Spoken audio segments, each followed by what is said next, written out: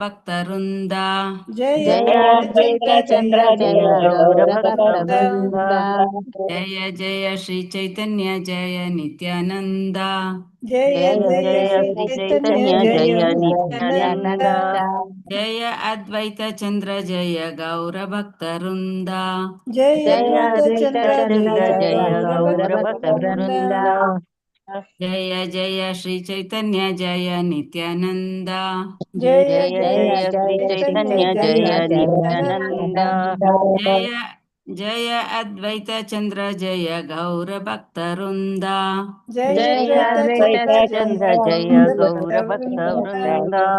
ಜಯ ಜಯ ಶ್ರೀ ಚೈತನ್ಯ ಜಯ ನಿತ್ಯಾನಂದ ಜಯ ಜಯ ಜಯ ಜಯ ಶ್ರೀ ಶ್ರೀ ಚೈತನ್ಯ ಚೈತನ್ಯ ಜಯ ಜಯ ನಿತ್ಯಾನಂದ. ನಿತ್ಯಾನಂದ. ಜಯ ಅದ್ವೈತ ಚಂದ್ರ ಜಯ ಗೌರ ಭಕ್ತವೃಂದ ಜಯ ಜಯ ಅದ್ವೈತ ಚಂದ್ರ ಅದ್ವೈತ ಜಯ ಚಂದ್ರ ಗೌರ ಜಯ ಗೌರ ಭಕ್ತವೃಂದ. ಭಕ್ತವೃಂದ. ವಿಷ್ಣು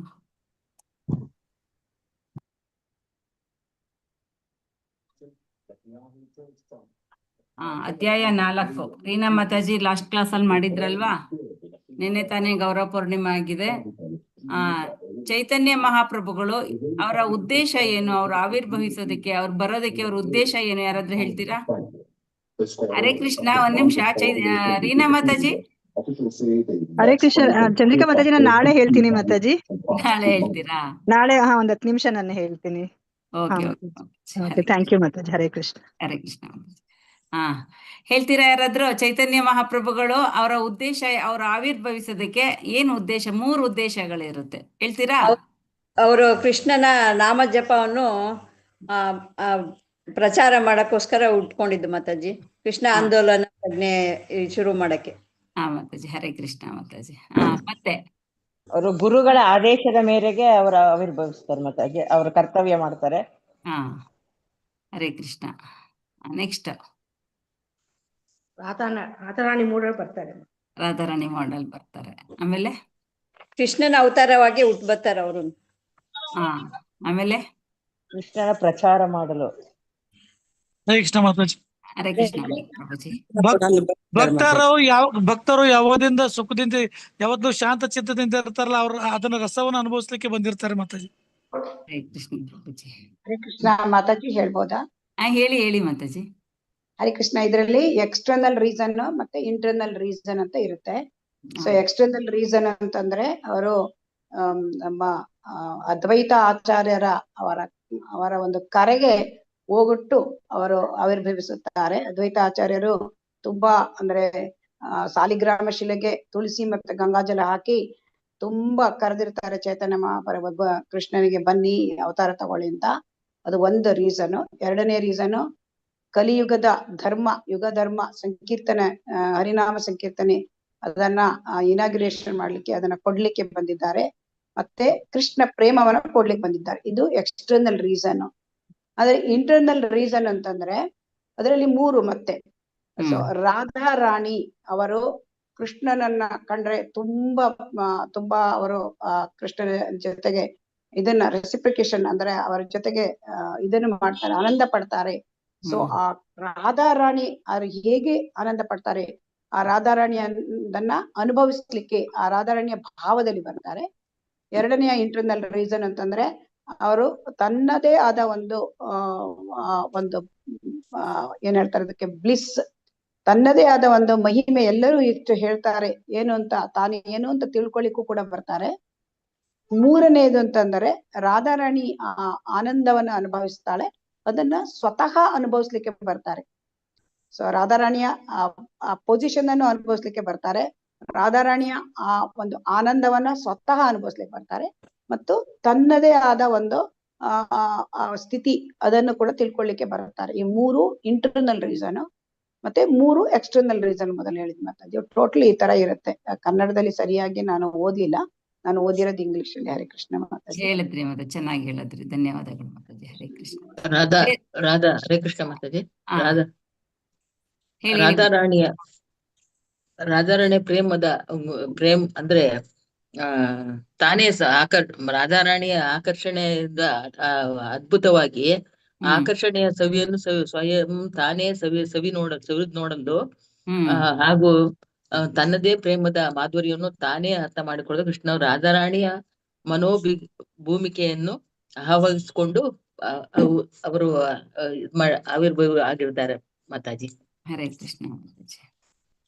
ಅರ್ಥ ಆಗಿದೆ ಅಲ್ವಾ ಈಗ ಎಲ್ಲಾರ್ಗೂ? ಹರೇ ಕೃಷ್ಣ. ಯಾತಕ್ಕೋಸ್ಕರ ಚೈತನ್ಯ ಮಹಾಪ್ರಭುಗಳು ಬಂದ್ರು ಅಂತ ಅಂದ್ಬಿಟ್ಟು ಹೌದು ಮಾತಾಜಿ. ಅರ್ಥ ಆಯ್ತು ಮಾತಾಜಿ.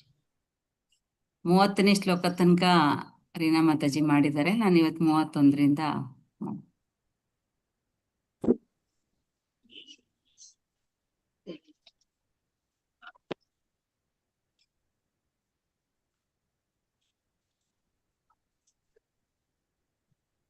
ಹರೇ ಕೃಷ್ಣ. ಶ್ಲೋಕ ಹೇಳ್ತೀರಾ? ಯಾರಾದ್ರೂ ಓದ್ತೀರಾ? ಹೇಗೆ? ಓದ್ತೀವಿ. ಓದಿ ಮಾತಾಜಿ. धर्म छाड़ी भागे दुजे है करे ये मिलना कबू मिले कबू ना मिले दैवेरा ಘಟನ. ಧರ್ಮ ಚಾಡಿ ಧಾರ್ಮಿಕ ಪದ್ಧತಿಗಳನ್ನು ಅದೆಲ್ಲ ಬೇಡ ಮಾತಾಜಿ, ಅನುವಾದ ಓದಿ ಸರ್. ನೈತಿಕ ಧಾರ್ಮಿಕ ಕರ್ತವ್ಯಗಳನ್ನು ಬಿಡಬೇಕಾಗಿ ಬಂದರೂ ಸರಿಯೇ ಪರಿಶುದ್ಧ ಒಲುಮೆಯು ನಮ್ಮನ್ನು ಒಂದುಗೂಡಿಸುತ್ತದೆ.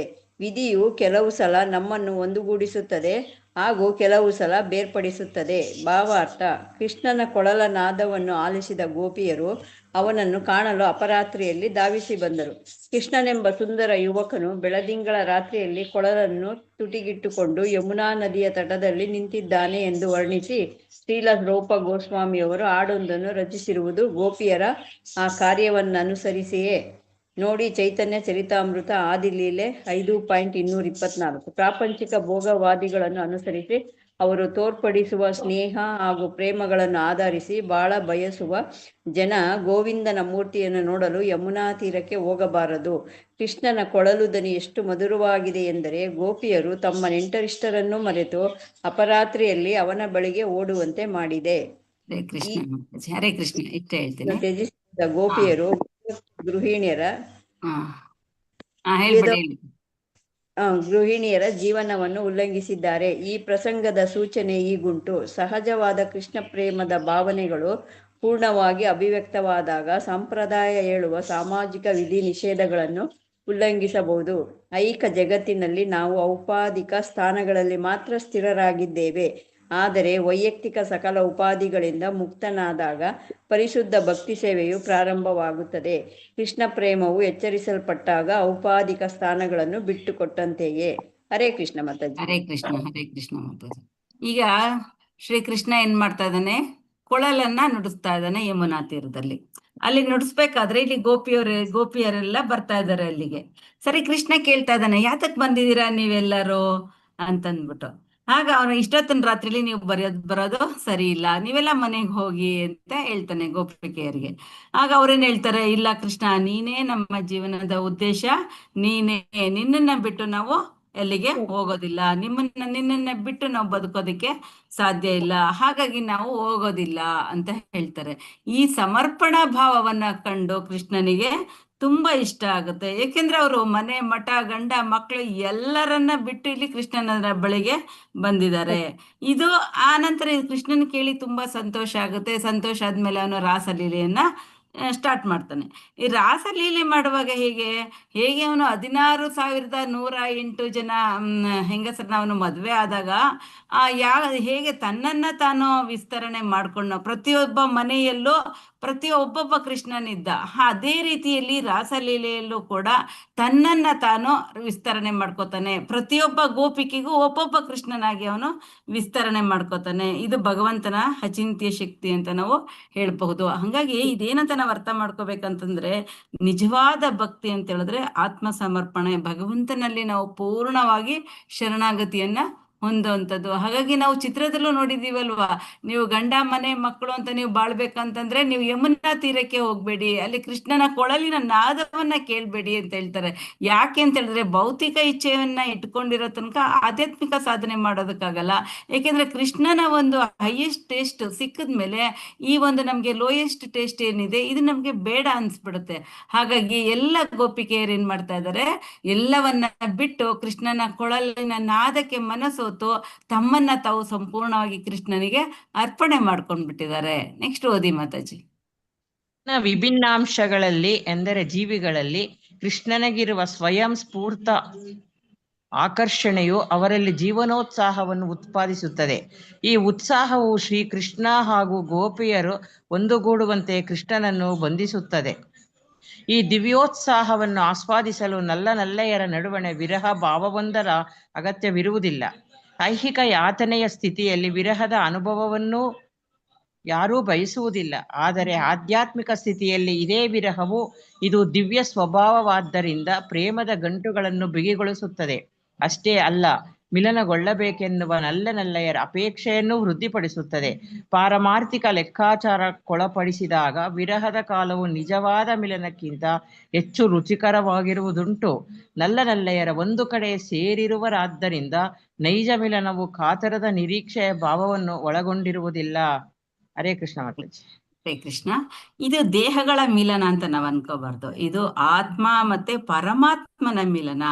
ಗೋಪಿಯರು ಭಕ್ತಿಯ ಪರಾಕಾಷ್ಠೆಯನ್ನ ತೋರಿಸಿದ್ದಾರೆ. ಹೀಗಾಗಿ ಅವರ ಪ್ರೀತಿ ಹೇಗಿದೆ ಅಂತ ಹೇಳಿದ್ರೆ ಅಲ್ಲಿ ಯಾವುದೇ ಸ್ವಾರ್ಥ ಇಲ್ಲ. ಸ್ವಾರ್ಥ ರಹಿತವಾದ ಶುದ್ಧವಾದ ಒಂದು ನಿಷ್ಕಾಮವಾದ ಒಂದು ಪ್ರೇಮವನ್ನ ಅವರು ತೋರಿಸ್ತಾ ಇದ್ದಾರೆ. ಹಾಗಾಗಿ ಇಲ್ಲಿ ಏನಂತಂದ್ರೆ ನಾವು ಇಲ್ಲಿ ಆಧ್ಯಾತ್ಮಿಕ ಇದರಲ್ಲಿ ನಮ್ಗೆ ಏನಂತ ತಿಳ್ಕೊಬೇಕಂದ್ರೆ ವಿರಹದ ಭಾವನೆ ಈ ಭೌತಿಕದಲ್ಲಿ ಅದು ತುಂಬಾ ಕಷ್ಟ ಆಗುತ್ತೆ. ಆದ್ರೆ ಆಧ್ಯಾತ್ಮಿಕದಲ್ಲಿ ಅದು ತುಂಬಾ ಹೆಚ್ಚಿನ ಒಂದು ಆ ಭಗವಂತನ ಜೊತೆ ವಿರಹದ ಭಾವನೆ ಇದೆಯಲ್ಲ, ಅದು ಅವರಿಗೆ ಹೆಚ್ಚಿನ ಸಂತೋಷವನ್ನ ಕೊಡುತ್ತೆ. ಹಾಗಾಗಿ ದೇವರ ಪ್ರೀತಿ ಪಡೆಯೋದಕ್ಕೆ ನಮ್ಗೆ ಏನ್ ಬೇಕು? ಶುದ್ಧವಾದ ಹೃದಯ ಬೇಕಷ್ಟೇ. ಅಲ್ಲಿ ಇನ್ನೇನು ಬೇಡ. ನಮ್ಗೆ ಹೃದಯವನ್ನ ಶುದ್ಧವಾಗಿ ಇಟ್ಕೊಂಡ್ರೆ, ಅವನ ಪೂರ್ಣವಾಗಿ ನಮ್ಮನ್ನ ನಾವು ಸಮರ್ಪಣೆ ಮಾಡ್ಕೊಂಡ್ರೆ ಭಗವಂತ ನಮ್ಗೆ ತುಂಬಾ ತುಂಬಾ ಹತ್ರ ಆಗ್ತಾನೆ ಅನ್ನೋದನ್ನ ನಾವು ಈ ಒಂದು ಶ್ಲೋಕದಲ್ಲಿ ನೋಡ್ಬೋದು. ನಾವು ಎಷ್ಟು ಸ್ಪಂದಿಸ್ತೀವಿ ಅದಕ್ಕಿಂತ ಹೆಚ್ಚಿನ ಸ್ಪಂದನೆಯನ್ನ ಭಗವಂತ ನಮ್ಗೆ ಕೊಡ್ತಾನೆ. 32ನೇ ಶ್ಲೋಕ ಓದಿ.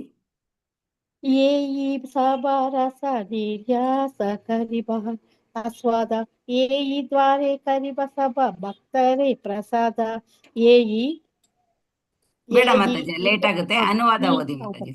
ಈ ಎಲ್ಲಾ ರಸಗಳ ಸಾರವನ್ನು ನಾನು ಆಸ್ವಾದಿಸುತ್ತೇನೆ. ಈ ಪರಿಯಲ್ಲಿ ಸಕಲ ಭಕ್ತರಲ್ಲಿ ಅನುಗ್ರಹ ತೋರುತ್ತೇನೆ. ಹರೇ ಕೃಷ್ಣ ಮಾತಾಜಿ. ಓದ್ಬೇಕಾ ಮಾತಾಜಿ? ಹರೇ ಕೃಷ್ಣ ಮಾತಾಜಿ. ಹರೇ ಕೃಷ್ಣ. ಸಾಕು. 32ನೇ ಶ್ಲೋಕ. ಇಲ್ಲಿ ರಸಗಳು ಹೇಳ್ತಾ ಇದ್ದಾರೆ. ಎಷ್ಟು ರಸಗಳಿದೆ ಭಗವಂತನ ಆರಾಧನೆ ಮಾಡೋದಕ್ಕೆ? ಎಷ್ಟು ರಸದಿಂದ ನಾವು ಆರಾಧನೆ ಮಾಡ್ತೀವಿ? 9 ರಸ. ಹೇಳಿ. 9 ರಸ. 5 ರಸ. ರಸಗಳು. 5 ರಸಗಳು ಯಾವ್ದ್ಯಾವ್ದು? ಶಾಂತ, ದಾಸ್ಯ, ಸಖ್ಯ, ಶಾಂತ, ದಾಸ್ಯ, ವಾತ್ಸಲ್ಯ, ಮಾಧುರ್ಯ. ಮಾಧುರ್ಯ. ಶಾಂತ ರಸದಲ್ಲಿ ಯಾರ್ಯಾರು ಭಗವಂತನನ್ನ ಆರಾಧನೆ ಮಾಡಿದ್ರು? ಹಸು, ಹಾ ಇದು ಕೊಳಲು ಇರಲ್ಲ. ಶಾಂತ ರಸದಲ್ಲಿ ಆರಾಧನೆ ಮಾಡಿದ್ರು. ಮತ್ತೆ ಭೀಷ್ಮ ಪಿತಾಮಹರ್ನು ನಾವ್ ಹೇಳ್ಬಹುದು. ಮತ್ತೆ ದಾಸ್ಯ ರಸದಲ್ಲಿ ಹನುಮಂತ. ಮಾತಾಜಿ. ಹಾ. ಸಖ್ಯ ರಸದಲ್ಲಿ ಅರ್ಜುನ, ಅರ್ಜುನ. ಬಲದೇವ. ಬಲದೇವ. ಆಮೇಲೆ ಗೋಪ ಬಾಲಕರು. ಆಮೇಲೆ ಗೋಪ ಬಾಲಕಿಯರು. ಅಯ್ಯೋ, ಗೋಪಿಯಕೆಯರು. ಗೋಪಿಕೆಯರು. ಇನ್ನೊಬ್ಬರನ್ನ ಬಿಟ್ರಿ, ತುಂಬಾ ಹತ್ತಿರದವರು. ರಾಧಾರಾಣಿ. ರಾಧಾರಾಣಿ ಮಾದರಿಯ ರಸದಲ್ಲಿ ಬರ್ತಾರೆ ಮಾತಾಜಿ. ಶ್ರೀಧಾಮ, ಸುಧಾಮ, ಸುಧಾಮ, ಅರ್ಜುನ. ಮಾಧುರ್ಯ ವಾತ್ಸಲ್ಯ ರಸದಲ್ಲಿ ವಾತ್ಸಲ್ಯಕ್ಕೆ ಇವರು ಯಶೋದ, ನಂದ ಮಹಾರಾಜ. ಮತ್ತೆ ಮಾಧುರ್ಯ ರಸದಲ್ಲಿ ರಾಧಾರಾಣಿ.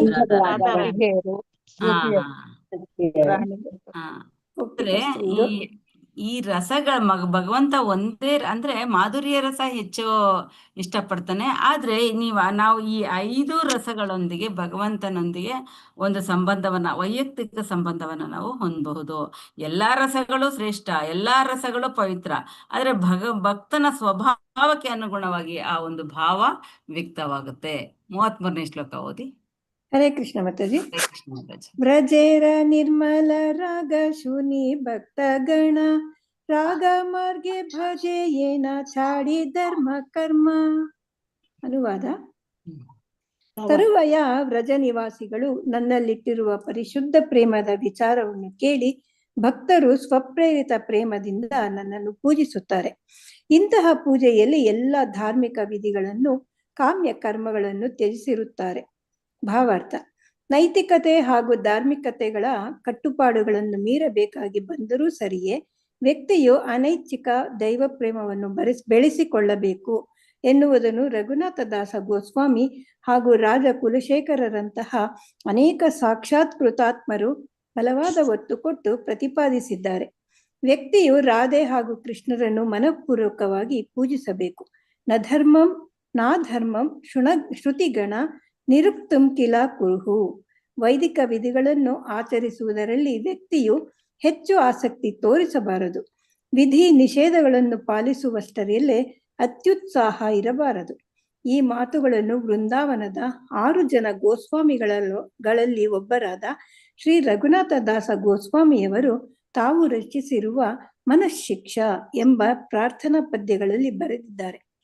ರಾಜ ಕುಲಶೇಖರರು ತಾವು ರಚಿಸಿರುವ ಮುಕುಂದಮಾಲ ಸ್ತೋತ್ರದಲ್ಲಿ 5 ಹೀಗೆಂದು ನುಡಿಯುತ್ತಾರೆ. ಓದ್ಲಾ ಮಾತಾಜಿ? ಓದಿ. ನಾಸ್ತಾ ಧರ್ಮೇ ನವಸು ನೀಚಯೇ ನೈವ ಕಾಮೋಪಭೋಗೆ ಯದ್ಭಾವ್ಯಂ ತದ್ಭವತು ಭಗವನ್ ಪೂರ್ವಕರ್ಮಾನುರೂಪಂ ಏತತ್ ಪ್ರಾರ್ಥ್ಯ ಮಮ ಬಹುಮತಂ ಜನ್ಮಾಂತರೇಪಿ ತ್ವತ್ ಪಾದಾಂಬುರುಹ ಯುಗಗತ ನಿಶ್ಚಲ ಭಕ್ತಿರಸ್ತು. ಧಾರ್ಮಿಕ ವಿಧಿಗಳನ್ನು ಆಚರಿಸುವ ಅಪೇಕ್ಷೆಯಾಗಲಿ, ಲೌಕಿಕ ರಾಜ್ಯಾಧಿಪತ್ಯವನ್ನು ನಿರ್ವಹಿಸಬೇಕೆಂಬ ಆಕರ್ಷಣೆಯಾಗಲಿ ನನಗಿಲ್ಲ. ಇಂದ್ರಿಯ ತೃಪ್ತಿಯೂ ನನಗೆ ಬೇಕಾದದ್ದಲ್ಲ. ನನ್ನ ಪೂರ್ವಜನ್ಮದ ಕರ್ಮಾನುಸಾರ ಅವು ಬರಲಿ ಹೋಗಲಿ. ಜನ್ಮಗಳಲ್ಲಿಯೂ ನಾನು ಈ ಲೋಕದಲ್ಲಿ ಹುಟ್ಟಿ ಬರಬಹುದು. ಆದರೂ ಭಗವಂತನ ಪಾದಕಮಲಗಳಲ್ಲಿ ಭಕ್ತಿ ಸೇವೆ ಸಲ್ಲಿಸಬೇಕೆಂಬುದೊಂದೇ ನನ್ನ ಅಪೇಕ್ಷೆ. ಹರೇ ಕೃಷ್ಣ ಮಾತಾಜಿ. ಹರೇ ಕೃಷ್ಣ. ಧನ್ಯವಾದಗಳು ಮಾತಾಜಿ. ಯಾರು ಹೇಳ್ತಾ ಇದ್ದಾರೆ ಈ ಮಾತುಗಳನ್ನ? ಹರೇ ಕೃಷ್ಣ. ಇದು ಕುಲಶೇಖರ ಕುಲಶೇಖರ ಆಳ್ವಾರ್ ಅವರು ಹೇಳ್ತಾ ಇದಾರೆ. ಯಾರು ಈ ಕುಲಶೇಖರ ಆಳ್ವಾರ್ ಅಂತ ಹೇಳಿದ್ರೆ, ಅವರು 12 ಜನ ಆಳ್ವಾರಲ್ಲಿ ಒಬ್ಬರು. ಅವರು ದಕ್ಷಿಣ ಭಾರತದ ಚೇರ ರಾಜ್ಯದ ಮಹಾರಾಜರಾಗಿದ್ರು. ರಾಜರಾಗಿದ್ರು ಕೂಡ ಅವರ ಹೃದಯದಲ್ಲಿ ರಾಜಕೀಯ ವೈಭವಕ್ಕಿಂತ ಹೆಚ್ಚಾಗಿ ರಾಮಕೃಷ್ಣರ ಭಕ್ತಿ ಅವರಲ್ಲಿ ತುಂಬೋಗಿತ್ತು. ಅಷ್ಟೊಂದು ಅವರು ಭಕ್ತರಾಗಿದ್ರು. ಭಾವಾರ್ಥದಲ್ಲಿ ಏನ್ ಹೇಳ್ತಾ ಇದ್ದಾರೆ ಅಂತಂದ್ರೆ, ನೈತಿಕತೆ ಹಾಗೂ ಧಾರ್ಮಿಕತೆಗಳ ಕಟ್ಟುಪಾಡುಗಳನ್ನು ಮೀರಬೇಕಾಗಿ ಬಂದರೂ ಸರಿಯೇ ವ್ಯಕ್ತಿಯು ಅನೈಚ್ಛಿಕ ದೈವ ಪ್ರೇಮವನ್ನು ಬೆಳೆಸಿಕೊಳ್ಳಬೇಕು ಎನ್ನುವುದನ್ನು ರಘುನಾಥ ದಾಸ ಗೋಸ್ವಾಮಿ ಹಾಗೂ ರಾಜ ಕುಲಶೇಖರರಂತಹ ಅನೇಕ ಸಾಕ್ಷಾತ್ಮಾತ್ಮರು ಬಲವಾದ ಒತ್ತು ಕೊಟ್ಟು ಪ್ರತಿಪಾದಿಸಿದ್ದಾರೆ. ಭಗವಂತನಲ್ಲಿ ಅನನ್ಯವಾದ ಪ್ರೇಮವನ್ನ ಬೆಳೆಸ್ಕೋಬೇಕು. ಹೆಚ್ಚು ಪ್ರೇಮ, ನಾವು ಇಷ್ಟು ಭಗವಂತನನ್ನ ಆರಾಧನೆ ಮಾಡ್ತೀವಿ, ಅಷ್ಟು ಭಗವಂತ ನಮ್ಮ ಬಳಿಗೆ ಬರ್ತಾನೆ. ಹಾಗಾಗಿ ಅಂತಹ ಭಕ್ತರಲ್ಲಿ ರಾಜ ಕುಲಶೇಖರ ಆಳ್ವಾರ್ ಕೂಡ ಒಬ್ರು. ಅವರು ಯಾವ ರೀತಿ ಅವರ ಭಕ್ತಿ ಇತ್ತು ಅಂತ ಹೇಳಿದ್ರೆ, ಒಂದ್ಸಲ ಅವರ ಅರಮನೆಯಲ್ಲಿ ರಾಮಾಯಣದ ಪಾರಾಯಣ ನಡೀತಾ ಇರುತ್ತೆ. ನಡೀತಾ ಇರುವಾಗ ಆ ಸಂದರ್ಭ ಎಂತ ಸಂದರ್ಭ ಇರುತ್ತೆ ಅಂತಂದ್ರೆ, ರಾವಣ ಸೀತೆಯನ್ನ ಅಪಹರಿಸಿದಂತಹ ಒಂದು ಅಲ್ಲಿ ಪ್ರಸಂಗ ಅಲ್ಲಿ ಬರುತ್ತೆ. ಬಂದಾಗ ಇವರು ಕೇಳ್ತಾ ಇರ್ತಾರೆ, ಅದರಲ್ಲಿ ಮುಳುಗೋಗಿರ್ತಾರೆ. ಅವ್ರು ಹೇಳ್ತಾರೆ, ಹೇಳಿದ ತಕ್ಷಣ ಅವರು ಸೈನ್ಯಕ್ಕೆ ಆರ್ಡರ್ ಮಾಡ್ತಾರೆ. ಏನಂತ ಹೇಳ್ತಾರೆ, ನಡಿ, ಅವರು ಸೀತೆಯನ್ನ ಅಪಹರಣ ಮಾಡ್ಬಿಟ್ಟಿದ್ದಾರೆ, ನಮ್ಮ ಸೈನ್ಯನ ರೆಡಿ ಮಾಡಿ ನಾವು ರಾಮನ ಸಹಾಯಕ್ಕೆ ಹೋಗೋಣ ಅಂತ. ಆಗ ಅಂದ್ರೆ ಅದ್ರಲ್ಲೇ ಮುಳುಗೋಗ್ಬಿಟ್ಟಿದ್ದಾರೆ ಅವರು.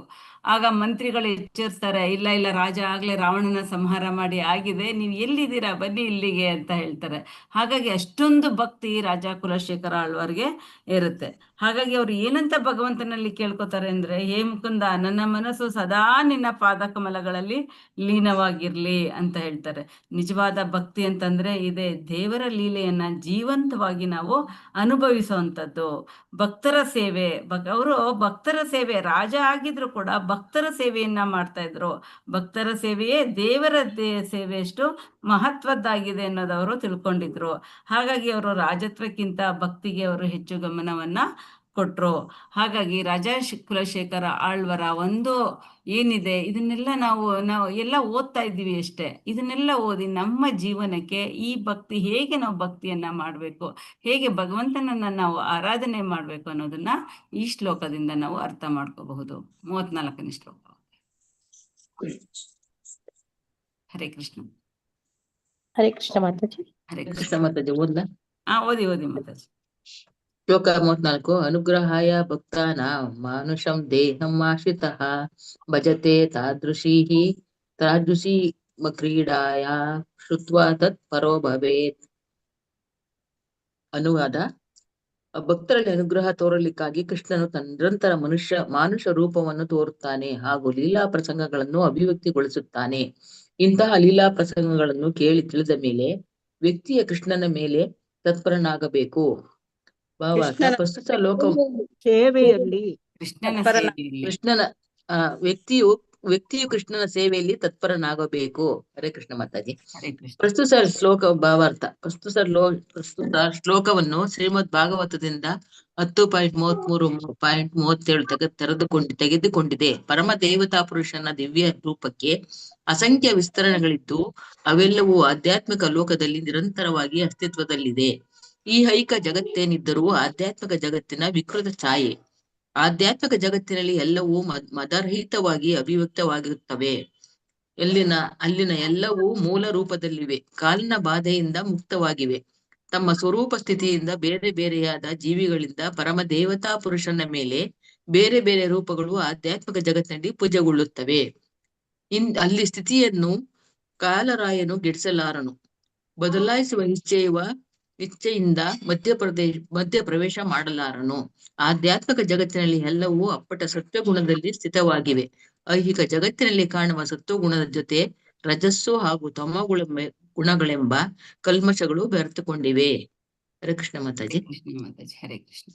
ಇಲ್ಲಿ ಏನ್ ಹೇಳ್ತಾ ಇದ್ರೆ, ಆಧ್ಯಾತ್ಮಿಕ ಜಗತ್ತಿನಲ್ಲಿ ಏನೇನಿದೆ ಇದನ್ನೆಲ್ಲ ಹೇಳ್ತಾ ಇದ್ರೆ, ಈ ಭೌತಿಕ ಜಗತ್ತಿನಲ್ಲಿ ಏನಿದೆ, ಈ ಭೌತಿಕ ಜಗತ್ತು ಆಧ್ಯಾತ್ಮಿಕ ಜಗತ್ತಿನ ಒಂದು ಬಿಂಬ, ಅದರ ಒಂದು ನೆರಳು, ಅದರ ಒಂದು ಸುಳ್ಳು ಪ್ರತಿಬಿಂಬ ಅಂತ ನಾವು ಹೇಳ್ಬೋದು. ಆಧ್ಯಾತ್ಮಿಕ ಜಗತ್ತಿನಲ್ಲಿ ಎಲ್ಲವೂ ಮದರಹಿತವಾಗಿ ಅಭಿವ್ಯಕ್ತವಾಗುತ್ತವೆ. ಅಲ್ಲಿನ ಎಲ್ಲವೂ ಮೂಲ ರೂಪದಲ್ಲಿದೆ. ಅದರ ಒಂದು ಪ್ರತಿಬಿಂಬ, ಜೆರಾಕ್ಸ್ ಕಾಪಿ ಏನಿದೆ, ಈ ಒಂದು ಭೌತಿಕ ಜಗತ್ತಾಗಿದೆ. ಅಲ್ಲಿ ಯಾವುದೇ ಕಾಲನ ಬಾಧೆ ಇಲ್ಲ. ಇಲ್ಲಿ ನಮಗೆ ಕ್ಷಣಕ್ಕೂ ಏನಾಗುತ್ತೆ ಅಂತ ಭಯದಲ್ಲೇ ನಾವು ಬದುಕ್ತಾ ಇರ್ತೀವಿ ಈ ಭೌತಿಕ ಜಗತ್ತಿನಲ್ಲಿ. ಆದರೆ ಆಧ್ಯಾತ್ಮಿಕ ಜಗತ್ತಿನಲ್ಲಿ ಕಾಲದ ಬಾಧೆ ಇಲ್ಲ. ಜನ್ಮ, ಮೃತ್ಯು, ಜರ, ವ್ಯಾಧಿ ಯಾವುದು ಕೂಡ ಅಲ್ಲಿ ಇಲ್ಲ. ಮತ್ತೆ ಅಲ್ಲಿ ಯಾವುದೂ ಕೂಡ ಬದಲಾವಣೆ ಇಲ್ಲ. ಆಧ್ಯಾತ್ಮಿಕ ಜಗತ್ತಿನಲ್ಲಿ ಎಲ್ಲವೂ ಅಪ್ಪಟ ಸತ್ವ ಗುಣದಲ್ಲಿ ಇದೆ. ಆದರೆ ನಮ್ಮ ಈ ಭೌತಿಕ ಜಗತ್ತಿನಲ್ಲಿ ರಜೋಗುಣ, ತಮೋ ಗುಣಗಳು ಹೆಚ್ಚಾಗಿರುತ್ತೆ. ಅಲ್ಪ ಸ್ವಲ್ಪ ಸತ್ವಗುಣ ಇರುತ್ತೆ. ಆದರೆ ಆಧ್ಯಾತ್ಮಿಕ ಜಗತ್ತಿನಲ್ಲಿ ಎಲ್ಲವೂ ಕೂಡ ಶುದ್ಧ ಸತ್ವಗುಣದಲ್ಲಿ ಇರುತ್ತೆ. ನೆಕ್ಸ್ಟ್ ಹೇಳಿ ಮಾತಾಜಿ. ನೆಕ್ಸ್ಟ್ ಓದಿ. ಹರೇ ಕೃಷ್ಣ. ಓದ್ಲ ಮಾತಾಜಿ. ಓದಿ. ಭಕ್ತಿ ಸೇವೆ ಸಲ್ಲಿಸಲು ಮಾನವ ರೂಪವು ಅತ್ಯಂತ ಅವಕಾಶಯುತವಾಗಿ ವಾಗಿದೆ ಎಂಬ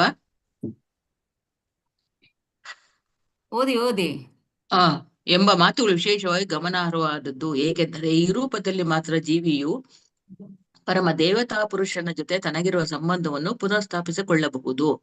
ಜೀವಿಯುಗಳು ಹಾದು ಬರಬೇಕಾದ ಜೀವವರ್ಗಗಳ ಚಕ್ರಾವರ್ತನದಲ್ಲಿ ಮನುಷ್ಯ ಜನ್ಮದ್ದೇ ಅತ್ಯುನ್ನತ ಸ್ಥಾನವೆಂದು ಇಹಲೋಕದಲ್ಲಿ ಪರಿಣತವಾಗಿದೆ. ಈ ಅತ್ಯುನ್ನತ ಬಗೆಯ ಭೌತಿಕ ರೂಪವನ್ನು ವ್ಯಕ್ತಿಯು ಸದುಪಯೋಗಕ್ಕೆ ಹಚ್ಚಿದರೆ ಪ್ರಭುವಿನ ಭಕ್ತಿ ಸೇವೆ ಸಲ್ಲಿಸುವ ಸ್ಥಾನದಲ್ಲಿ ವ್ಯಕ್ತಿಯು ಪುನಃ ನಿಲ್ಲಬಹುದಾಗಿದೆ. ದೇವೋತ್ತಮ ಪರಮಪುರುಷನ ಅವತಾರಗಳು. ಹರೇ ಕೃಷ್ಣ. ಓದ್ಬಿಡಿ. ದೇವೋತ್ತಮ ಪರಮಪುರುಷನ ಅವತಾರಗಳು ಸಕಲ ಜೀವಜಾತಿಗಳಲ್ಲೂ ಸಂಘಟಿಸುತ್ತವೆ. ಆದರೂ ಈ ಅವತಾರಗಳು ಮನುಷ್ಯನ ಬುದ್ಧಿಯ ಪಾಲಿಗೆ ಅಹೋನ್ಯವಾಗಿಯೇ ಉಳಿದಿವೆ. ಜೀವಿಗಳ ಬೇರೆ ಬೇರೆ ದೇಹಗಳ ಗ್ರಹಣ ಶಕ್ತಿಗನುಗುಣವಾಗಿ ಭಗವಂತನ ಲೀಲೆಗಳನ್ನು ವಿಭಾಗಿಸಲಾಗಿದೆ. ಪರಮ ಪ್ರಭುವು ಮಾನುಷ ರೂಪದಲ್ಲಿ ಅವತರಿಸಿದಾಗ ತನ್ನ ಅತ್ಯಂತ ದಯಾಪೂರ್ಣ ವರವನ್ನು ಮನುಷ್ಯ ಸಮಾಜಕ್ಕೆ ನೀಡುತ್ತಾನೆ. ಪ್ರಭುವಿಗೆ ಬೇರೆ ಬೇರೆ ಬಗೆಯ ನಿರಂತರ ಸೇವೆ ಸಲ್ಲಿಸುವ ಅವಕಾಶವು ಪ್ರಾಪ್ತವಾಗುವುದು ಭಗವಂತನಿಂದ ಇವರ ದತ್ತವಾದಾಗಲೇ. ಹರೇ ಕೃಷ್ಣ ಮಾತಾಜಿ. ಹರೇ ಕೃಷ್ಣ ಮಾತಾಜಿ. ಇಲ್ಲಿ ಏನ್ ಹೇಳ್ತಾ ಇದ್ದಾರೆ, ಭಕ್ತಿ ಸೇವೆ ಸಲ್ಲಿಸಲು ಮಾನುಷ ರೂಪವು ಅತ್ಯಂತ ಶ್ರೇಷ್ಠ ಅವಕಾಶ ಆಗಿದೆ. ಎಷ್ಟು ಲಕ್ಷ ಜೀವರಾಶಿಗಳಿದೆ? ಹರೇ ಕೃಷ್ಣ. 84 ಲಕ್ಷ ಜೀವರಾಶಿಗಳು. 84 ಲಕ್ಷ ಜೀವರಾಶಿಗಳು. ಆ 84 ಲಕ್ಷ ಜೀವರಾಶಿಗಳಲ್ಲಿ ಮಾನವರಿಗೆ ಎಷ್ಟು ಲಕ್ಷ ಇದೆ? 4 ಲಕ್ಷ ಮಾತಾಜಿ. 4 ಲಕ್ಷ. 4 ಲಕ್ಷ. ಅಂದ್ರೆ 4 ಲಕ್ಷ ಮಾನವರೇ ಇಲ್ಲ, ವೆರೈಟೀಸ್ ಅಷ್ಟಿದೆ ಅಂತ, ಅಷ್ಟು ವಿಧಗಳಿದೆ, 4 ಲಕ್ಷ ವಿಧಗಳು, ವೆರೈಟೀಸ್ ಇದೆ ಅಂತ ಅರ್ಥ ಮಾಡ್ಕೋಬೇಕು ನಾವು. ಜಲಚರಗಳು 9 ಲಕ್ಷ ಇದೆ, ಸ್ಥಾವರಗಳು ಅಂದ್ರೆ ಮರ ಸಸ್ಯಗಳು 20 ಲಕ್ಷ ಇದೆ, ಕೀಟಗಳು 11 ಲಕ್ಷ ಇದೆ, ಪಕ್ಷಿಗಳು 10 ಲಕ್ಷ ಇದೆ, ಪಶುಗಳು 30 ಲಕ್ಷ ಇದೆ, ಮಾನವರು 4 ಲಕ್ಷ ಇದ್ದಾರೆ. ಇಷ್ಟಿರುವಾಗ ಈ 84 ಲಕ್ಷ ಜೀವರಾಶಿಗಳಲ್ಲಿ ಮಾನವ ದೇಹ ಸಿಕ್ಕಿದೆ. ಆದ್ರೆ ಈ ಮಾನವ ದೇಹ ಸಿಕ್ಕಿರುವಾಗ ನಾವು ಹೇಗೆ ಇದನ್ನ ಸಾರ್ಥಕ ಪಡಿಸ್ಕೋಬಹುದು ಹೇಳ್ತೀರಾ ಯಾರಾದ್ರೂ? ಹರೇ ಕೃಷ್ಣ. ಹರಿನಾಮದಿಂದ ಮಾತಾಜಿ.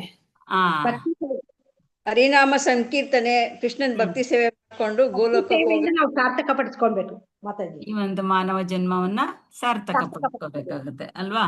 ಅದೇ ರೀತಿಯಲ್ಲಿ ಇಲ್ಲಿ ಇನ್ನೊಂದು ಮಾತಿದೆ ನೋಡಿ, ಬೇರೆ ಬೇರೆ ಜೀವಿಗಳ ಬೇರೆ ಬೇರೆ ದೇಹಗಳ ಗ್ರಹಣ ಶಕ್ತಿಗೆ ಅನುಗುಣವಾಗಿ ಭಗವಂತನ ಲೀಲೆಗಳನ್ನು ವಿಭಾಗಿಸಲಾಗುತ್ತದೆ ಅಂತ ಹೇಳಿದ್ರೆ, ಭಗವಂತ ಕೂಡ ಈ 84 ಲಕ್ಷ ಜೀವರಾಶಿಗಳಲ್ಲಿ ಒಂದೊಂದು, ಈಗ ಪ್ರಾಣಿ ಪಕ್ಷಿಗಳಿಗೆ ಒಂದು ತರ ಲೀಲೆಯನ್ನ ತೋರಿಸ್ಬೇಕಾಗುತ್ತೆ, ಹಾಗೆ ಈ ಸಸ್ಯಗಳು, ಮರ ಗಿಡಗಳು ಹೇಗೆ ಭಗವಂತನ ಸೇವೆಯನ್ನ ಮಾಡಬಹುದು, ಅದೇ ರೀತಿಯಲ್ಲಿ ಮನುಷ್ಯರು ಹೇಗೆ, ಮತ್ತೆ ದೇವತೆಗಳಿಗೆ ಹೇಗೆ ಅವನು ತನ್ನ ಲೀಲೆಯನ್ನ ತೋರಿಸ್ಬೇಕು ಅಂತ. ಈಗ ವೃಂದಾವನದಲ್ಲಿ ಮರ ಗಿಡಗಳು ಅವು ಹೇಗೆ ಭಗವಂತನ ಸೇವೆ ಮಾಡಿದ್ವು ಅಂತ ಹೇಳಿದ್ರೆ, ಅವು ಹಣ್ಣುಗಳನ್ನ ಕೊಡ್ತಾ ಇದ್ವು ಕೃಷ್ಣನಿಗೆ, ನೆರಳನ್ನ ಕೊಡ್ತಾ ಇದ್ವು.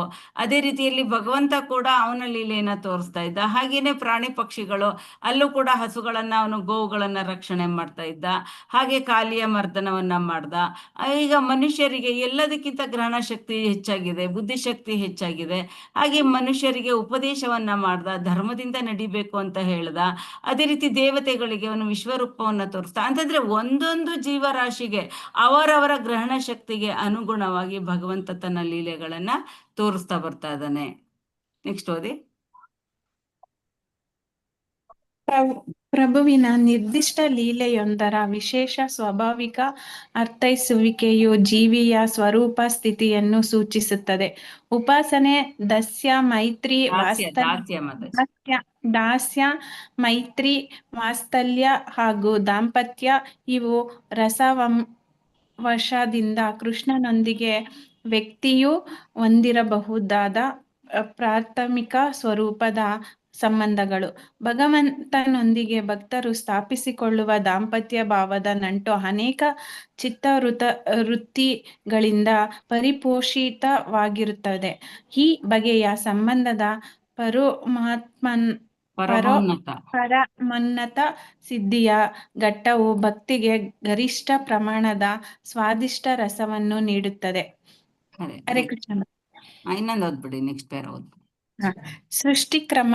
ಸೃಷ್ಟಿಕ್ರಮದ ವಿವಿಧ ಹಂತಗಳಲ್ಲಿರುವ ಜೀವಿಗಳ ವಿವಿಧ ಗ್ರಹಿಕೆಗಳನ್ನು ವಿನಿಮಯ ಮಾಡಿಕೊಳ್ಳಲು ಭಗವಂತನು ಮೀನಾಗಿ, ಆಮೆ ಹಾಗೂ ಹಂದಿಯಾಗಿ, ಪರಶುರಾಮನಾಗಿ, ಭಗವಾನ್ ಶ್ರೀರಾಮಚಂದ್ರ ಬುದ್ಧನಾಗಿ ಇತ್ಯಾದಿ ನಾನಾ ಅವತಾರಗಳಲ್ಲಿ ಭಾವಿಸುತ್ತಾನೆ. ವಿಲಾಸಿ ಪ್ರೇಮದಿಂದ ಪರಿಪುಷ್ಪವಾದ ದಾಂಪತ್ಯ ಭಾವದ ನಂಟನ್ನು ಪರಕೀಯ ರಸ ಎಂದು ಕರೆಯುತ್ತಾರೆ.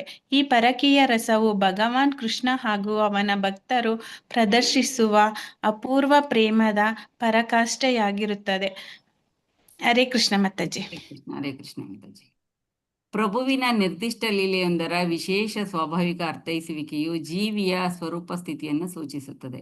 ಉಪಾಸನೆ, ದಾಸ್ಯ, ಮೈತ್ರಿ, ವಾತ್ಸಲ್ಯ ಹಾಗೂ ದಾಂಪತ್ಯ ಇವು ರಸವಶದಿಂದ ಕೃಷ್ಣನೊಂದಿಗೆ ವ್ಯಕ್ತಿಯು ಹೊಂದಿರಬಹುದಾದ ಪ್ರಾಥಮಿಕ ಸ್ವರೂಪದ ಸಂಬಂಧಗಳು. ಭಗವಂತನೊಂದಿಗೆ ಭಕ್ತನು ಸ್ಥಾಪಿಸಿಕೊಳ್ಳುವ ದಾಂಪತ್ಯ ಭಾವದ ನಂಟು ಅನೇಕ ಚಿತ್ತವೃತ್ತಿಗಳಿಂದ ಪರಿಪೋಷಿತವಾಗಿರುತ್ತದೆ. ಈ ಬಗೆಯ ಸಂಬಂಧದ ಪರಮೋನ್ನತ ಸಿದ್ಧಿಯ ಘಟ್ಟವು ಭಕ್ತನಿಗೆ ಗರಿಷ್ಠ ಪ್ರಮಾಣದ ಸ್ವಾದಿಷ್ಟ ರಸವನ್ನ ನೀಡುತ್ತದೆ. ನಾವು ಎಷ್ಟು ಅವನನ್ನ ಆ ಭಾವದಿಂದ ಭಗವಂತನನ್ನ ಆರಾಧನೆ ಮಾಡ್ತೀವೋ ಆ ಭಾವದಲ್ಲೇ ಭಗವಂತ ಕೂಡ ಪ್ರಕಟಗೊಳ್ತಾನೆ. ನಾವು ಯಾವ ಭಾವದಿಂದ ಆರಾಧನೆ, ಅವನ ತಂದೆಯಾಗಿ ಆರಾಧನೆ ಮಾಡ್ತೀವ, ಅಥವಾ ಅಣ್ಣನಾಗಿ ಆರಾಧನೆ ಮಾಡ್ತೀವ, ಅಥವಾ ಮಾಧುರ್ಯ ರಸದಿಂದ, ಸಖ್ಯನಾಗಿ, ಗೆಳೆಯನಾಗಿ, ಯಾವುದರಿಂದ ನಾವು ಆರಾಧನೆ ಮಾಡ್ತೀವಿ ಆ ಆರಾಧನೆಗೆ ತಕ್ಕಂತೆ ಭಗವಂತ ಕೂಡ ಸ್ಪಂದಿಸ್ತಾನೆ.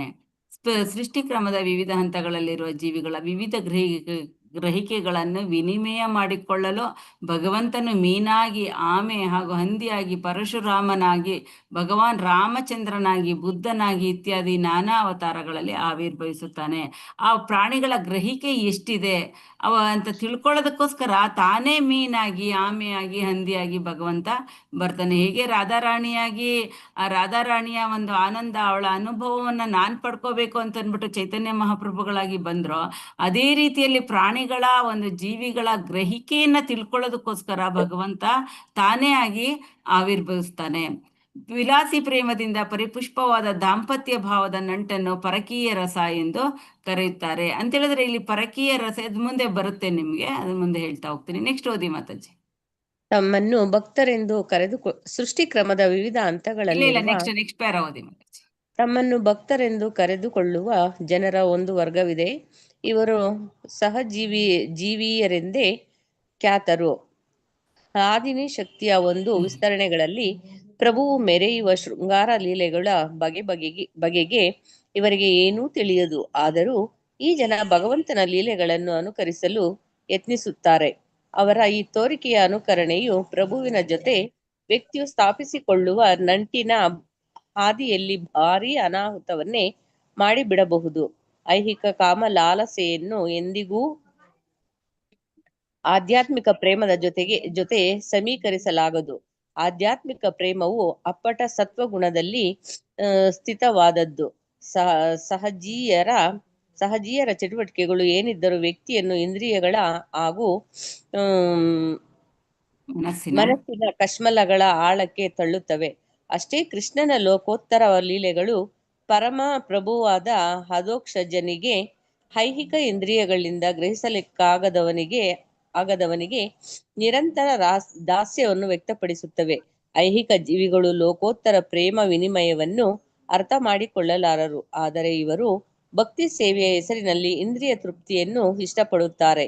ರಾಧೆ ಹಾಗೂ ಕೃಷ್ಣರ ಲೀಲೆಗಳು ಸಾಮಾನ್ಯ ಪ್ರತಿಯ ವಿಷಯಗಳು ಎಂದು ಭಾವಿಸುವ ಜವಾಬ್ದಾರಿ ಇಲ್ಲದ ಜನರು ಭಗವಂತನ ಲೀಲೆಗಳನ್ನು ಎಂದಿಗೂ ಅರ್ಥ ಮಾಡಿಕೊಳ್ಳಲಾರರು.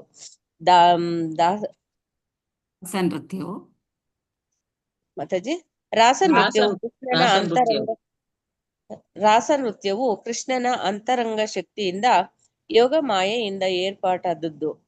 ಅದು ಐಹಿಕ ಸ್ಪರ್ಶದಿಂದ ಬಾಧಿತನಾದ ವ್ಯಕ್ತಿಯ ಗ್ರಹಿಕೆಯನ್ನು ಮೀರಿದ್ದಾಗಿದೆ. ತಮ್ಮ ವಿಕೃತ ಕಲ್ಪನೆಗಳಿಂದ ಲೋಕೋತ್ತರವಾದುದರ ಮುಖಕ್ಕೆ ಕೆಸರೆರಚುವ ಪ್ರಯತ್ನದಲ್ಲಿ ಸಹಜೀಯರು ತತ್ವರತೇನ ನಿರ್ಮಲಂ ಮತ್ತು ತತ್ಪರೋ ಭವೇತ್ ಎಂಬ ಉಕ್ತಿಗಳಿಗೆ ತತ್ಪರ್ಥ ಹೇಳುತ್ತಾರೆ. ಆದರೆ ತಾದೃಶಿ ಕ್ರೀಡಾ ಎನ್ನುವ ಮಾತಿಗೆ ತಪ್ಪರ್ಥ ಹೇಳುತ್ತಾ ಈ ಜನ ಕೃಷ್ಣ ಪ್ರೇಮಿಗಳಂತೆ ನಟಿಸುತ್ತಾ ಲೈಂಗಿಕ ಬದುಕನ್ನು ಅಪೇಕ್ಷಿಸುತ್ತಾರೆ. ಆದರೆ ವಾಸ್ತವವಾಗಿ ಈ ಶಬ್ದಗಳ ನೈಜಾರ್ಥವನ್ನು ವ್ಯಕ್ತಿಯು ಆಚಾರ್ಯ ಪುರುಷರಾದ ಗೋಸ್ವಾಮಿಗಳ ಬುದ್ಧಿಪಾಕದಿಂದ ತಿಳಿದುಕೊಳ್ಳಬೇಕು. ಗೋಸ್ವಾಮಿಗಳಲ್ಲಿ ಪ್ರಾರ್ಥನೆ ಮಾಡುತ್ತಾ ಶ್ರೀಲ ನರೋತ್ತಮ ದಾಸ ಠಾಕೂರರು ಇಂತಹ ಆಧ್ಯಾತ್ಮಿಕ ವಿಷಯಗಳನ್ನು ತಮಗೆ ಅರಿಯಲು ಸಾಧ್ಯವಿಲ್ಲವೆಂದು ವಿವರಿಸುತ್ತಾರೆ. ಮೇಲೆ ಮಾಡಿ ಮಾತಾಜಿ. ರೂಪ ರಘುನಾಥ ಪದೇ ಹೈ ಬೇ ಆಕುತಿ ಕಬೆ ಹಾಮ ಭುಜಬ ಸೇ ಯುಗಲ ಪಿರೀತಿ. ಗೋಸ್ವಾಮಿಗಳು ನಮಗೆ ನೀಡಿರುವ ಸಾಹಿತ್ಯವನ್ನು ಅರ್ಥ ಮಾಡಿಕೊಳ್ಳುವ ತನಕ ನನ್ನಲ್ಲಿ ಎಂದು ಹುಟ್ಟುತ್ತದೋ ಅಂದು ನಾನು ರಾಧೆ ಹಾಗೂ ಕೃಷ್ಣರ ಲೋಕೋತ್ತರ ಪ್ರೇಮ ಪ್ರಸಂಗಗಳನ್ನು ಅರ್ಥ ಮಾಡಿಕೊಳ್ಳಲು ಸಮರ್ಥನಾಗುತ್ತೇನೆ.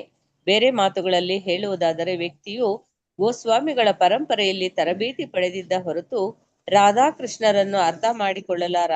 ಭಗವಂತನ ಆಧ್ಯಾತ್ಮಿಕ ಅಸ್ತಿತ್ವವನ್ನು ಅರ್ಥ ಮಾಡಿಕೊಳ್ಳಲು ಬದ್ಧ ಜೀವಿಗಳು ಸ್ವಾಭಾವಿಕವಾಗಿಯೇ ಒಲ್ಲರು ಮತ್ತು ಐಹಿಕ ಭೋಗ ಲಾಲಸೆಯಲ್ಲಿ ಮುಳುಗಿದ್ದು ಭಗವಂತನ ಲೀಲೆಗಳ ದಿವ್ಯ ಸ್ವಭಾವವನ್ನು ಅರ್ಥ ಮಾಡಿಕೊಳ್ಳಲು ಯತ್ನಿಸಿದರೆ ಸಹಜೀಯರಂತೆ ಇವರೂ ದೊಡ್ಡ ತಪ್ಪನ್ನು ಮಾಡುವುದೇ ನಿಶ್ಚಯ.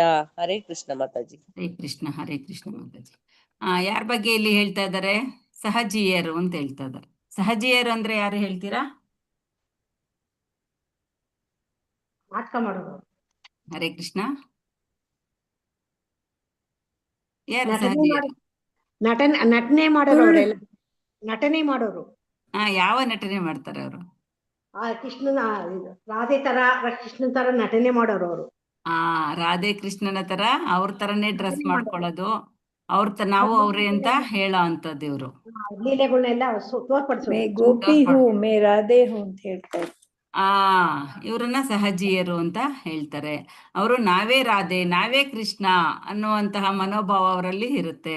ನಾವೇ ರಾಧೆ ನಾವೇ ಕೃಷ್ಣ ಆಗಕ್ಕಾಗತ್ತಾ? ಆಗಲ್ಲ ಇಲ್ಲ ಮಾತಾಜಿ, ಅಲ್ವಾ? ಆದ್ರೆ ಇವ್ರೇನ್ ಮಾಡ್ತಾರೆ, ಕೃಷ್ಣನ ಡ್ರೆಸ್ ಹಾಕೊಂಡ್ಬಿಡ್ತಾರೆ, ಓ ನಾನೇ ಕೃಷ್ಣ. ರಾಧೆ ಡ್ರೆಸ್ ಹಾಕೊಂಡ್ಬಿಡ್ತಾರೆ, ನಾನೇ ರಾಧೆ, ಎಲ್ಲವೂ ನಾನೇ ಅಂತ ಇವರು ತಿರ್ಗಾಡ್ತಾ ಇರ್ತಾರೆ ಡ್ರೆಸ್ ಮಾಡ್ಕೊಂಡು. ಇಂಥವ್ರನ್ನ ಸಹಜಿಯರು ಅಂತ ಹೇಳ್ತಾರೆ. ಇಂಥವ್ರನ್ನ ಭಗವಂತ ಒಪ್ಪೋದಿಲ್ಲ. ಯಾಕೆಂದ್ರೆ ಇವರಲ್ಲಿ ಲೈಂಗಿಕ ಆಸಕ್ತಿ ಕೂಡ ಹೆಚ್ಚಾಗುತ್ತೆ. ಭಗವಂತನ ರಾಸಲೀಲೆಯನ್ನ ಇವರು ತಪ್ಪಾಗಿ ಅರ್ಥ ಮಾಡ್ಕೋತಾರೆ. ಹಾಗಾಗಿ ಇವರು ಕೂಡ ನಾವು ಅದೇ ರೀತಿ ಇರಬೇಕು ಅಂತ ಯೋಚನೆ ಮಾಡ್ತಾರೆ. ಇದು ತಪ್ಪು. ಆ ರಾಸಲೀಲೆಯನ್ನ ಸರಿಯಾದ ರೀತಿಯಲ್ಲಿ ಅರ್ಥ ಮಾಡ್ಕೊಂಡಾಗ ಅಲ್ಲಿ ಶುದ್ಧ ಪ್ರೇಮ ಇದೆ ಅಲ್ಲಿ. ಆದ್ರೆ ಈ ಐಹಿಕದಲ್ಲಿ ಏನಿದೆ ಇದರಲ್ಲಿ, ಇಲ್ಲಿ ಕಾಮ ಇರುತ್ತೆ.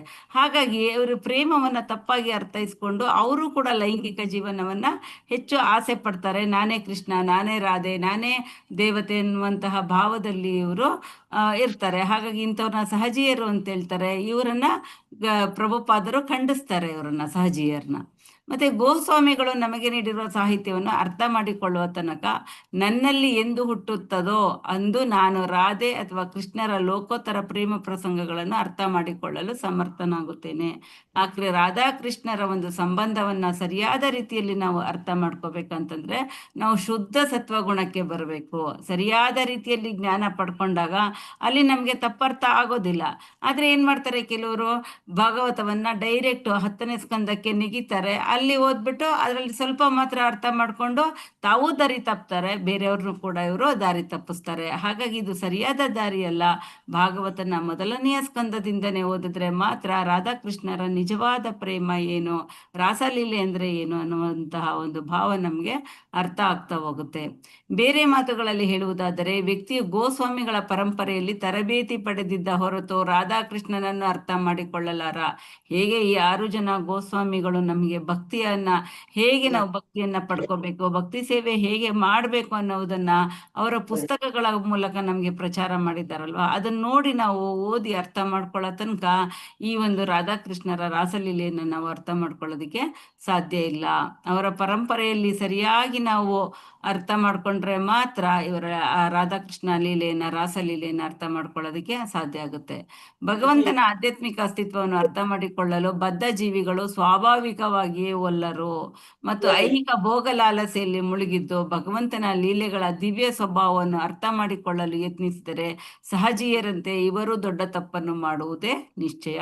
ಐಹಿಕದಲ್ಲಿ ಇದ್ದಾರೆ, ಆಧ್ಯಾತ್ಮಿಕ ಜ್ಞಾನ ಇಲ್ಲ. ಹರೇ ಕೃಷ್ಣ. ಆಧ್ಯಾತ್ಮಿಕ ಜ್ಞಾನ ಇಲ್ಲ. ಆಧ್ಯಾತ್ಮಿಕ ಜ್ಞಾನವಿಲ್ಲದೆ ಭಗವಂತನನ್ನ ಅವರು ಅರ್ಥ ಮಾಡ್ಕೊಳ್ಳೋದಕ್ಕೆ ಹೋಗ್ತಾರೆ. ಹಾಗಾಗಿ ಅವರು ತಪ್ಪು ದಾರಿಗೆ ಇಳಿತಾರೆ. ಸಹಜಿಯರು ಹೇಗೆ ತಪ್ಪು ದಾರಿಯಲ್ಲಿ ನಡೀತಾ ಇದ್ದಾರೋ ಹಾಗೆ ಭಗವಂತನನ್ನ ಸರಿಯಾಗಿ ಅರ್ಥ ಮಾಡ್ಕೊಳ್ದೇ ಇದ್ರೆ ಇವರು ಕೂಡ ತಪ್ಪನ್ನೇ ಮಾಡ್ತಾರೆ ಅಂತ ನಾವು ಹೇಳ್ಬಹುದು. 35ನೇ ಓದಿ. ಅವತ್ತಿನ ಮಾತಾಜಿ ಶ್ಲೋಕ 35. ಭವೇತ್ ಕ್ರಿಯಾ ವಿಧಿಲಿ ಸೇಯಿ ಇಹ ಕಯ ಕರ್ತವ್ಯ ಅವಶ್ಯ ಏಯಿ ಅನ್ಯಥಾ ಪ್ರತ್ಯವಾಯ. ಭಾವಾರ್ಥ: ಈ ಶ್ಲೋಕದಲ್ಲಿನ ಅನುವಾದ ಓದಿ ಮಾತಾಜಿ. ಹರೇ ಕೃಷ್ಣ. ಸಾರಿ, ಅನುವಾದ. ಇಲ್ಲಿ ಬಳಸಲಾಗಿರುವ ಭವೇತ್ ಎನ್ನುವ ಕ್ರಿಯಾಪದವು ಆಜ್ಞಾರ್ಥಕ ರೂಪದಲ್ಲಿದೆ. ಇದು ನೀನು ನಿಶ್ಚಯವಾಗಿಯೂ ಮಾಡಲೇಬೇಕಾದ ಕೆಲಸ ಎಂಬುದನ್ನು ಈ ಶಬ್ದವು ಸೂಚಿಸುತ್ತಿದೆ. ಆ ಕಾರ್ಯವನ್ನು ಮಾಡದೆ ಹೋದಲ್ಲಿ ಕರ್ತವ್ಯಚ್ಯುತಿ ಆಗುತ್ತದೆ. ಭಾವಾರ್ಥ: ಈ ಶ್ಲೋಕದಲ್ಲಿನ ಆಜ್ಞಾರ್ಥಕ ಶಬ್ದವು ಪರಿಶುದ್ಧ ಭಕ್ತರಿಗೆ ಅನ್ವಯವಾಗುತ್ತದೆ. ನಿಪುಣ ಗುರುಗಳೊಬ್ಬರ ಮಾರ್ಗದರ್ಶನದಲ್ಲಿ ನಿಯತವಾಗಿ ಭಕ್ತಿ ಸೇವೆ ಮಾಡಿ ಉನ್ನತಿ ಪಡೆದ ಬಳಿಕ ಆರಂಭಿಕ ಭಕ್ತರು ಈ ವಿನಿಮಯಗಳನ್ನು ಅರ್ಥ ಮಾಡಿಕೊಳ್ಳಲು ಸಮರ್ಥರಾಗುತ್ತಾರೆ. ತರುವಾಯ ಈ ಪ್ರಾರಂಭಿಕ ಭಕ್ತರು ಕೂಡ ರಾಧೆ ಹಾಗೂ ಕೃಷ್ಣರ ಪ್ರೇಮ ಲೀಲೆಗಳನ್ನು ಕುರಿತು ಶ್ರವಣ ಮಾಡಲು ಅರ್ಹತೆ ಉಳ್ಳವರಾಗುತ್ತಾರೆ. ವ್ಯಕ್ತಿಯೊಬ್ಬನು ಐಹಿಕ ಪ್ರಪಂಚಕ್ಕೆ ಬದ್ಧ ಬದುಕಿನಲ್ಲಿರುವವರೆಗೂ ನೈತಿಕ ಹಾಗೂ ಅನೈತಿಕ ಕಾರ್ಯಗಳ ಬಗೆಗೆ ಕಟ್ಟುನಿಟ್ಟಾದ ಶಿಸ್ತಿಗೆ ಒಳಪಟ್ಟಿರಬೇಕಾಗುತ್ತದೆ. ಪರತರ ಪ್ರಪಂಚವು ಲೋಕೋತ್ತರವಾದದ್ದು ಹಾಗೂ ಇತರ ತಾರತಮ್ಯಗಳಿಂದ ಮುಕ್ತವಾದದ್ದು. ಏಕೆಂದರೆ ಅಲ್ಲಿ ಮದ ಎನ್ನುವ ಮಾತೆ ಬರುವುದಿಲ್ಲ. ಆದರೆ ಈ ಐಹಿಕ ಲೋಕದಲ್ಲಿ ಲೈಂಗಿಕ ಹಸಿವು ನೈತಿಕ ಹಾಗೂ ಅನೈತಿಕ ವರ್ತನೆಗಳ ಬಗೆಗೆ ತಾರತಮ್ಯ ಮಾಡುವುದರ ಅಗತ್ಯವನ್ನು ತಂದೊಡ್ಡುತ್ತದೆ. ಆಧ್ಯಾತ್ಮಿಕ ಜಗತ್ತಿನಲ್ಲಿ ಲೈಂಗಿಕ ಚಟುವಟಿಕೆಗಳೇ ಇಲ್ಲ.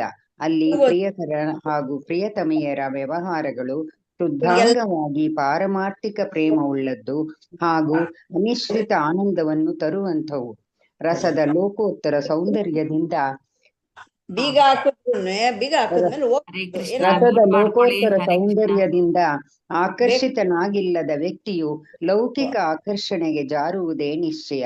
ಹೀಗೆ ಜಾರಿದವನು ಲೌಕಿಕ ಕಲ್ಮಶಗಳ ಮೈಲಿಗೆ ಅಂಟಿಸಿಕೊಂಡು ಕೆಲಸ ಮಾಡಬೇಕಾಗುತ್ತದೆ. ನರಕ ಸದೃಶವಾದ ಬದುಕಿನ ಕರಾಳ ಪ್ರದೇಶಕ್ಕೆ ಅವನು ಮುನ್ನಡೆಯುವಂತಾಗುತ್ತದೆ.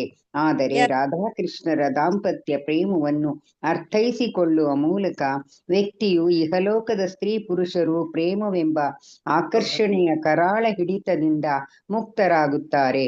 ಇದೇ ರೀತಿ ನಂದ ಮತ್ತು ಯಶೋದೆಯರು ಕೃಷ್ಣನಲ್ಲಿಟ್ಟಿದ್ದ ಪರಿಶುದ್ಧ ವಾತ್ಸಲ್ಯವನ್ನು ಅರ್ಥ ಮಾಡಿಕೊಂಡವನು ಪ್ರಾಪಂಚಿಕ ವಾತ್ಸಲ್ಯ ರಸದ ಮಡುವಿಗೆ ಬೀಳುವುದರಿಂದ ರಕ್ಷಿತನಾಗುತ್ತಾನೆ. ಕೃಷ್ಣನನ್ನು ತನ್ನ ಪರಮ ಸ್ನೇಹಿತನೆಂದು ಒಬ್ಬ ವ್ಯಕ್ತಿಯು ಸ್ವೀಕರಿಸಿದರೆ ಇಹದ ಮೈತ್ರಿಯ ಆಕರ್ಷಣೆ ಅವನಿಗೆ ತಪ್ಪಿತೆಂದೇ ಅರ್ಥ. ಮತ್ತು ಪ್ರಾಪಂಚಿಕ ಗಣಿತ ಪಂಡಿತರ ಜೊತೆಗಿನ ತಥಾಕಥಿತ ಸ್ನೇಹದಿಂದ ಅವನು ಅಪ್ರತಿಭನಾಗುವುದಿಲ್ಲ.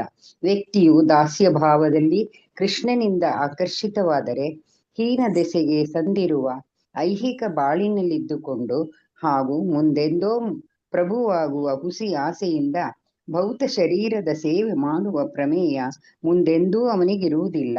ಇದೇ ರೀತಿ ಕೃಷ್ಣನ ಮಹಿಮೆಯನ್ನು ಶಾಂತರಸದಲ್ಲಿ ಶಾಂತರಸ ಭಾವದಲ್ಲಿ ಕಾಣುವ ವ್ಯಕ್ತಿಯು ಒಂದ್ ನಿಮಿಷದೇನು ಮೇಲೆ ಸಾರಿ ಶಾಂತರಸ ಬದುಕಿನ ವ್ಯಕ್ತಿಯು ಸರಿ ಒಂದ್ ನಿಮಿಷ. ಕೃಷ್ಣನಲ್ಲಿಟ್ಟಿದ್ದ ಪರಿಶುದ್ಧ ವಾತ್ಸಲ್ಯವನ್ನು ಅರ್ಥ ಮಾಡಿಕೊಂಡವನು ಪ್ರಾಪಂಚಿಕ ವಾತ್ಸಲ್ಯದ ರಸದ ಮಡುವಿಗೆ ಬೀಳುವುದರಿಂದ ರಕ್ಷಿತನಾಗುತ್ತಾನೆ. ಕೃಷ್ಣನನ್ನು ತನ್ನ ಪರಮ ಸ್ನೇಹಿತನೆಂದು ಒಬ್ಬ ವ್ಯಕ್ತಿಯು ಸ್ವೀಕರಿಸಿದರೆ ಇಹದ ಮೈತ್ರಿಯ ಆಕರ್ಷಣೆ ಅವನಿಗೆ ತಪ್ಪಿತೆಂದೇ ಅರ್ಥ. ಮತ್ತು ಪ್ರಾಪಂಚಿಕ ಗಣಿತ ಪಂಡಿತರ ಜೊತೆಗಿನ ತಥಾಕಥಿತ ಸ್ನೇಹದಿಂದ ಅವನು ಅಪ್ರತಿಭನಾಗುವುದಿಲ್ಲ. ವ್ಯಕ್ತಿಯು ದಾಸ್ಯ ಭಾವದಲ್ಲಿ ಕೃಷ್ಣನಿಂದ ಆಕರ್ಷಿತವಾದರೆ ಹೀನ ದೆಸೆಗೆ ಸಂದಿರುವ ಐಹಿಕ ಬಾಳಿನಲ್ಲಿದ್ದುಕೊಂಡು ಹಾಗೂ ಮುಂದೆಂದೋ ಪ್ರಭುವಾಗುವ ಹುಸಿ ಆಸೆಯಿಂದ ಭೌತ ಶರೀರದ ಸೇವೆ ಮಾಡುವ ಪ್ರಮೇಯ ಮುಂದೆಂದೂ ಅವನಿಗಿರುವುದಿಲ್ಲ.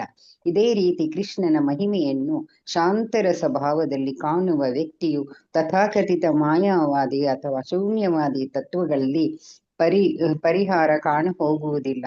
ಒಬ್ಬ ವ್ಯಕ್ತಿಯು ಕೃಷ್ಣನ ದಿವ್ಯ ಸ್ವಭಾವದಿಂದ ಆಕರ್ಷಿತನಾಗಿರದಿದ್ದರೆ ಅಂತಹ ವ್ಯಕ್ತಿಯು ಐಹಿಕ ಸುಖಭೋಗಗಳಿಂದ ಆಕರ್ಷಿತನಾಗುವುದು ನಿಶ್ಚಯ.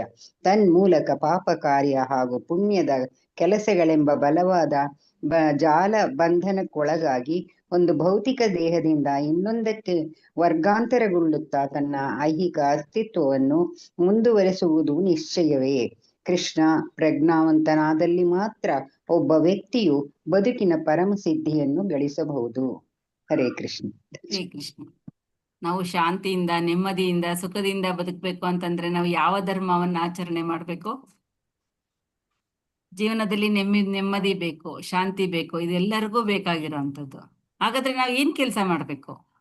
ನಾವು ಕೃಷ್ಣ ಪ್ರಜ್ಞೆಯಲ್ಲಿ ಇರ್ಬೇಕು. ಕೃಷ್ಣ ಪ್ರಜ್ಞೆಯಲ್ಲಿ ಇರ್ಬೇಕು. ಕೃಷ್ಣ ಪ್ರಜ್ಞೆಯಲ್ಲಿ ಇದ್ದಾಗ ಮಾತ್ರ ನಮಗೆ ಏನೇನ್ ನಾವು ಆಸೆ ಪಡ್ತಾ ಇದೀವಿ ಇವೆಲ್ಲ ಕೂಡ ಸಿಗೋದಕ್ಕೆ ಸಾಧ್ಯ ಆಗುತ್ತೆ. ಏನ್ ಹೇಳ್ತಾ ಇದಾರೆ ಇಲ್ಲಿ? ಇದು ನೀನು ನಿಶ್ಚಯವಾಗಿಯೂ ಮಾಡಲೇಬೇಕಾದ ಕೆಲಸ. ಬೇರೆ ಯಾವ ಕೆಲಸ ಮಾಡದೇ ಇದ್ರೂ ಪರವಾಗಿಲ್ಲ, ಆದ್ರೆ ಭಗವಂತನ ಭಕ್ತಿ ಸೇವೆಯನ್ನ ಮಾಡ್ಲೇಬೇಕಾಗುತ್ತೆ. ಸರ್ವಧರ್ಮಾನ್ ಪರಿತ್ಯಜ್ಯ ಮಾಮೇಕಂ ಶರಣಂ ವ್ರಜ ಅಹಂ ತ್ವಾಂ ಸರ್ವ ಪಾಪೇಭ್ಯೋ ಮೋಕ್ಷಯಿಷ್ಯಾಮಿ ಮಾ ಶುಚಃ. ನೀನು ಎಲ್ಲಾ ಧರ್ಮವನ್ನ ನೀನು ತ್ಯಜಿಸು, ಆದ್ರೆ ನನಗೆ ಶರಣಾಗತನಾಗು. ನೀನು ನನಗೆ ಶರಣಾಗತನಾದ್ರೆ ನಿನ್ನ ಎಲ್ಲ ಪಾಪವನ್ನ ನಾನು ನಾಶ ಮಾಡ್ತೀನಿ, ನಿನಗೆ ಮೋಕ್ಷವನ್ನ ಕೊಡ್ತೀನಿ ಅಂತ ಭಗವಂತ ಆಶ್ವಾಸನೆ ಕೊಡ್ತಾ ಇದ್ದಾನೆ. ಹಾಗಾಗಿ ನಾವು ಏನ್ ಮಾಡದೇ ಇದ್ರೂ ಪರವಾಗಿಲ್ಲ, ನಾವು ನಿಶ್ಚಯವಾಗಿಯೂ ಮಾಡ್ಬೇಕಾಗಿರೋ ಕೆಲಸ ಭಗವಂತನಿಗೆ ಶರಣಾಗುವುದು, ಭಗವಂತನ ಭಕ್ತಿ ಸೇವೆಯನ್ನ ಮಾಡೋವಂಥದ್ದು. ಇದನ್ನ ಆಜ್ಞೆ ಮಾಡ್ತಾ ಇದ್ದಾರೆ, ನಾವು ಇದನ್ನ ಮಾಡ್ಲೇಬೇಕು. ಹಾಗಾಗಿ ಹೇಗೆ ಮಾಡ್ಬೇಕು ಇದನ್ನ? ಹೇಗೆ ಅಂತಂದ್ರೆ ಗುರುಗಳ, ನಿಪುಣ ಗುರುಗಳೊಬ್ಬರ ಮಾರ್ಗದರ್ಶನದಲ್ಲಿ ನಾವು ಈ ಭಕ್ತಿ ಸೇವೆಯನ್ನ ಮಾಡ್ಬೇಕು. ಯಾಕೆಂದ್ರೆ ನಮ್ಗೆ ಗೊತ್ತಿಲ್ಲ ಅಲ್ವಾ ಹೇಗ್ ಮಾಡ್ಬೇಕು ಅಂತ. ಹಾಗಾಗಿ ಗುರುಗಳ ಮಾರ್ಗದರ್ಶನದಂತೆ ಈ ಭಕ್ತಿ ಸೇವೆಯನ್ನ ಮಾಡಿ ಈ ಒಂದು ಕೆಲಸವನ್ನ ನಾವು ನಿಶ್ಚಯವಾಗಿ ಮಾಡ್ಲೇಬೇಕು ಅಂತ ಇಲ್ಲಿ ನಮ್ಗೆ ಆಜ್ಞೆಯನ್ನ ಮಾಡ್ತಾ ಇದ್ದಾರೆ. ಪ್ರಾರಂಭಿಕ ಭಕ್ತರು ಕೂಡ ರಾಧೆ ಹಾಗೂ ಕೃಷ್ಣರ ಪ್ರೇಮ ಲೀಲೆಗಳನ್ನು ಕುರಿತು ಶ್ರವಣ ಮಾಡಲು ಅರ್ಹತೆ ಉಳ್ಳವರಾಗಿರುತ್ತಾರೆ. ಎಲ್ಲರೂ ಕೇಳಬಹುದು, ಎಲ್ಲಾ ಭಕ್ತರು ಕೇಳಬಹುದು, ಆದ್ರೆ ನಿಜವಾಗಿ ಇದನ್ನ ಅರ್ಥ ಮಾಡ್ಕೊಳ್ಳೋ ಅಂತವ್ರು ಯಾರು? ಭಗವಂತನ ಶುದ್ಧ ಭಕ್ತರಿಗೆ ಮಾತ್ರ ರಾಧಾಕೃಷ್ಣರ ಪ್ರೇಮ ಸರಿಯಾದ ರೀತಿಯಲ್ಲಿ ಅರ್ಥ ಆಗುತ್ತೆ. ವ್ಯಕ್ತಿಯೊಬ್ಬನು ಐಹಿಕ ಪ್ರಪಂಚಕ್ಕೆ ಬದ್ಧ ಬದುಕಿನಲ್ಲಿರುವವರಿಗೂ ನೈತಿಕ ಅಥವಾ ಅನೈತಿಕ ಕಾರ್ಯಗಳ ಬಗೆಗೆ ಕಟ್ಟುನಿಟ್ಟಾದ ಶಿಸ್ತಿಗೆ ಒಳಪಟ್ಟಿರಬೇಕಾಗಿರುತ್ತದೆ. ಅವನು ಸರಿಯಾದ ರೀತಿಯಲ್ಲಿ 4 ನಿಯಂತ್ರಕ ತತ್ವಗಳನ್ನು ಅವನು ಅಳವಡಿಸ್ಕೊಂಡಿರ್ಬೇಕು. ಪರತರ ಪ್ರಪಂಚವು ಲೋಕೋತ್ತರವಾದದ್ದು ಹಾಗೂ ಇಂತಹ ತಾರತಮ್ಯಗಳಿಂದ ಮುಕ್ತವಾದದ್ದು, ಏಕೆಂದರೆ ಅಲ್ಲಿ ಮದ ಎನ್ನುವ ಮಾತೆ ಇರುವುದಿಲ್ಲ. ಆಧ್ಯಾತ್ಮಿಕ ಲೋಕದಲ್ಲಿ ಯಾವ ಅವಗುಣಗಳು ಕೂಡ ಇರೋದಿಲ್ಲ. ಅದು ಒಂದು ಶಾಂತಿಯಿಂದ, ಶುದ್ಧತೆಯಿಂದ ಕೂಡಿರುವಂತಹ ಪ್ರಪಂಚ. ಹಾಗಾಗಿ ನಾವು ಇಲ್ಲಿ ನಮ್ಮನ್ನ ನಾವು ಶುದ್ಧತೆ ಮಾಡಿಕೊಂಡು ಅಂತರಂಗ ಬಹಿರಂಗವನ್ನ ಶುದ್ಧಿಗೊಳಿಸ್ಕೊಂಡು ನಂತರ ನಾವು ಆಧ್ಯಾತ್ಮಿಕ ಪ್ರಪಂಚಕ್ಕೆ ಹೋಗ್ಬೇಕಾಗುತ್ತೆ. ಇಲ್ಲೇ ನಾವು ಶುದ್ಧತೆಯನ್ನ ಪಡ್ಕೊಳ್ಳಿಲ್ಲ ಅಂತಂದ್ರೆ ಅಲ್ಲಿ ಹೋಗು ನಾವು ಇದೇ ತಪ್ಪುಗಳನ್ನ ಮಾಡ್ತೀವಿ. ಈ ಐಹಿಕ ಲೋಕದಲ್ಲಿ ಲೈಂಗಿಕ ಹಸಿವು, ನೈತಿಕ ಹಾಗೂ ಅನೈತಿಕ ವರ್ತನೆಗಳ ಬಗ್ಗೆ ತಾರತಮ್ಯ ಮಾಡುವುದರ ಅಗತ್ಯವನ್ನು ತಂದೊಡ್ಡುತ್ತದೆ. ಇಲ್ಲಿ ಲೈಂಗಿಕ ಬದುಕೇ ಒಂದು ಶ್ರೇಷ್ಠವಾದದ್ದು ಅಂತ ಇಲ್ಲಿ ತಿಳ್ಕೊಂಡ್ಬಿಟ್ಟಿರ್ತಾರೆ. ಆದ್ರೆ ಆಧ್ಯಾತ್ಮಿಕ ಜಗತ್ತಿನಲ್ಲಿ ಆ ಲೈಂಗಿಕ ಅನ್ನುವಂತಹ ಒಂದು ಗಂಧ ಗಾಳಿಯು ಕೂಡ ಅಲ್ಲಿ ಇರೋದಿಲ್ಲ, ಅಲ್ಲಿ ಶುದ್ಧ ಪ್ರೇಮ ಮಾತ್ರ ಇರುತ್ತೆ. ಆಧ್ಯಾತ್ಮಿಕ ಜಗತ್ತಿನಲ್ಲಿ ಲೈಂಗಿಕ ಚಟುವಟಿಕೆ ಇಲ್ಲ ನೋಡಿ. ಅಲ್ಲಿ ಪ್ರಿಯಕರ ಹಾಗೂ ಪ್ರಿಯತಮೆಯರ ವ್ಯವಹಾರಗಳು ಶುದ್ಧಾಂಗವಾಗಿ ಪಾರಮಾರ್ಥಿಕ ಪ್ರೇಮ ಉಳ್ಳದ್ದು ಹಾಗೂ ಅಮಿಶ್ರಿತ ಆನಂದವನ್ನ ತರುವಂಥದ್ದು. ಇಲ್ಲಿ ನಮ್ಗೆ ಯಾವುದು ಕೆಟ್ಟದ್ದು ಅಂತ ಕಾಣುತ್ತೋ ಅಲ್ಲಿ ಅದು ಶುದ್ಧವಾಗಿರುತ್ತೆ. ರಸದ ಲೋಕೋತ್ತರ ಸೌಂದರ್ಯದಿಂದ ಆಕರ್ಷಿತನಾಗಿಲ್ಲದ ವ್ಯಕ್ತಿಯು ಲೌಕಿಕ ಆಕರ್ಷಣೆಗೆ ಜಾರುವುದೇ ನಿಶ್ಚಯ. ಅವನು ಆಧ್ಯಾತ್ಮಿಕ ಸಾಧನೆಯನ್ನ ಮಾಡಿದ್ದೆ ಆದ್ರೆ ಭಕ್ತಿ ಸೇವೆಗೆ ಬಂದಿದ್ರೆ ಅವನಿಗೆ ಕ್ರಮೇಣ ಈ ಲೌಕಿಕದಲ್ಲಿ ವೈರಾಗ್ಯ ಉಂಟಾಗುತ್ತೆ. ವೈರಾಗ್ಯ ಉಂಟಾದಾಗ ಅವನು ಆಟೋಮೆಟಿಕ್ ಆಗಿ ಭಕ್ತಿ ಸೇವೆಗೆ ಬರೋದಕ್ಕೆ ಸಾಧ್ಯ ಆಗುತ್ತೆ. ಆದ್ರೆ ಅವನು ಈ ಲೌಕಿಕದ ಆಕರ್ಷಣೆಯನ್ನೇ ಅವನು ಹೆಚ್ಚು ಮಾಡ್ಕೊಂಡಷ್ಟು ಇಲ್ಲಿ ಜಾರಿ ಬೀಳೋದೆ ಅವನಿಗೆ ಹೆಚ್ಚಾಗ್ತಾ ಇರುತ್ತೆ. ಹೀಗೆ ಜಾರಿದವನು ಲೌಕಿಕ ಕಲ್ಮಶಗಳ ಮೈಲಿಗೆ ಅಂಟಿಸಿಕೊಂಡು ಕೆಲಸ ಮಾಡಬೇಕಾಗುತ್ತದೆ. ನರಕ ಸದೃಶವಾದ ಬದುಕಿನ ಕರಾಳ ಪ್ರದೇಶಕ್ಕೆ ಅವನು ಮುನ್ನಡೆಯುವಂತಾಗುತ್ತದೆ. ಈ ರೀತಿಯಲ್ಲಿ ಮಾಡಿದ್ರೆ ಅವನಿಗೇನ್ ಸಿಗುತ್ತೆ? ಅವನು ಕರಾಳ ಪ್ರದೇಶ, ನರಕ ಪ್ರದೇಶಕ್ಕೆ ಅವನು ಹೋಗ್ಬೇಕಾಗತ್ತೆ.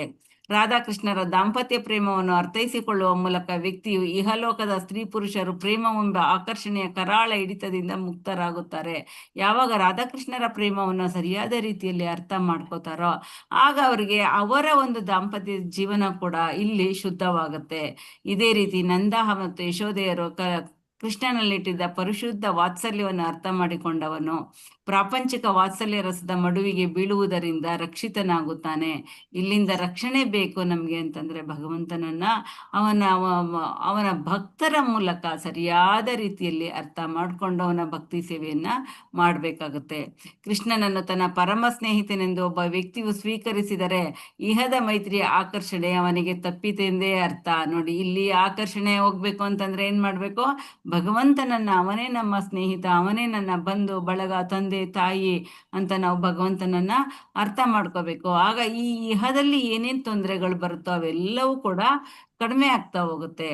ಪ್ರಾಪಂಚಿಕ ಗಣಿತ ಪಂಡಿತರ ಜೊತೆಗಿನ ತಥಾಕಥಿತ ಸ್ನೇಹದಿಂದ ಅವನು ಅಪ್ರತಿಭನಾಗುವುದಿಲ್ಲ.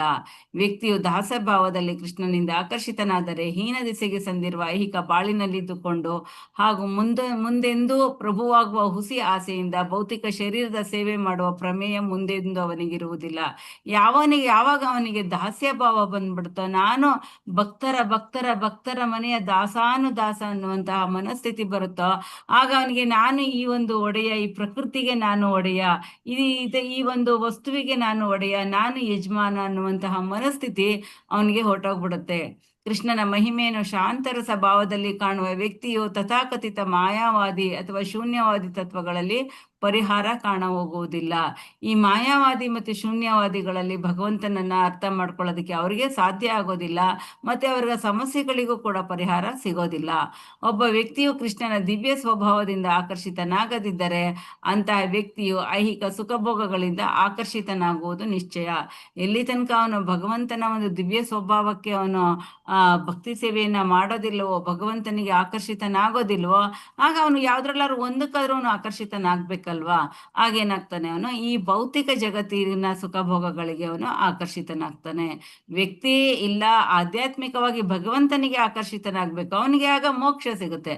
ಅವನು ಆಧ್ಯಾತ್ಮಿಕವಾಗಿ ಅವನು ಆಕರ್ಷಿತನಾಗ್ಲಿಲ್ಲ ಅಂದ್ರೆ ಅವನು ಭೌತಿಕವಾಗಿ ಆಕರ್ಷಿತನಾಗ್ಬೇಕು. ಭೌತಿಕವಾಗಿ ಆಕರ್ಷಿತ ಆದಾಗ ಏನಾಗುತ್ತೆ, ಅವನಿಗೆ ನರಕ ಸಿಗುತ್ತೆ. ನೋಡಿ, ಒಂದು ಮನೆಗೆ ಒಂದೇ ಕೀ ಇದೆ ಅಲ್ವಾ, ಆ ಒಂದೇ ಕೀಯಿಂದ ನಾವು ಲಾಕ್ ಮಾಡ್ಬೋದು, ಮತ್ತೆ ಆ ಮನೆಯ ಬೀಗದ ಕೀಯನ್ನ ಓಪನ್ ಕೂಡ ಮಾಡ್ಬೋದು. ಮನೆಯ ಬೀಗ ಏನಿದೆ ಅದನ್ನ ಒಂದೇ ಒಂದು ಕೀಯಿಂದ ಓಪನ್ನು ಮಾಡ್ಬೋದು, ಮತ್ತೆ ಲಾಕು ಮಾಡ್ಬೋದು. ಹಾಗಾಗಿ ಮೋಕ್ಷಕ್ಕೆ ಹೋಗೋದು ನಮ್ಮ ಒಂದು ಪ್ರಯತ್ನದಿಂದಲೇ, ನರಕಕ್ಕೆ ಹೋಗುವಂಥದ್ದು ನಮ್ಮ ಪ್ರಯತ್ನದಿಂದಲೇ. ನಾವು ಭಗವಂತನಿಗೆ ಕೃಷ್ಣನಲ್ಲಿ ಆಕರ್ಷಿತನಾದರೆ ಮೋಕ್ಷವನ್ನ ಪಡ್ಕೋಬಹುದು. ಈ ಭೌತಿಕ ಸುಖಭೋಗಗಳಿಗೆ ಆಕರ್ಷಿತನಾದರೆ ನಾವು ನರಕಕ್ಕೆ ಹೋಗ್ಬೇಕಾಗುತ್ತೆ. ಹಾಗಾಗಿ ಕೃಷ್ಣನಲ್ಲಿ ನಾವು ಆಕರ್ಷಿತರಾಗಬೇಕು. ತನ್ಮೂಲಕ ಪಾಪ ಕಾರ್ಯ ಹಾಗೂ ಪುಣ್ಯದ ಕೆಲಸಗಳೆಂಬ ಬಲವಾದ ಜಾಲ ಬಂಧನಕ್ಕೊಳಗಾಗಿ ಒಂದು ಭೌತಿಕ ದೇಹದಿಂದ ಇನ್ನೊಂದು ವರ್ಗಾಂತರಗೊಳ್ಳುತ್ತಾ ತನ್ನ ಐಹಿಕ ಅಸ್ತಿತ್ವವನ್ನು ಮುಂದುವರಿಸುವುದು ನಿಶ್ಚಯವೇ.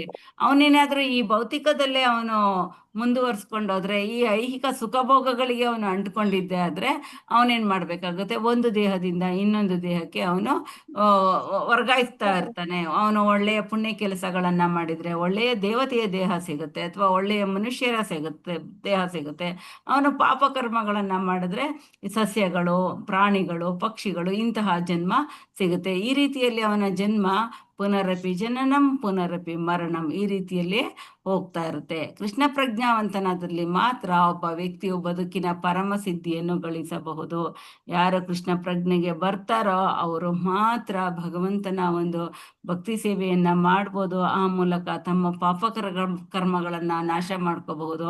ಆ ಮೂಲಕ ಅವರು ಮೋಕ್ಷದ ದಾರಿಯನ್ನ ಪಡ್ಕೋಬಹುದು. ಆ ಮೂಲಕ ಗೋಲೋಕ ವೃಂದಾವನಕ್ಕೆ ಪ್ರವೇಶವನ್ನ ಕೂಡ ಪಡ್ಕೋಬಹುದು.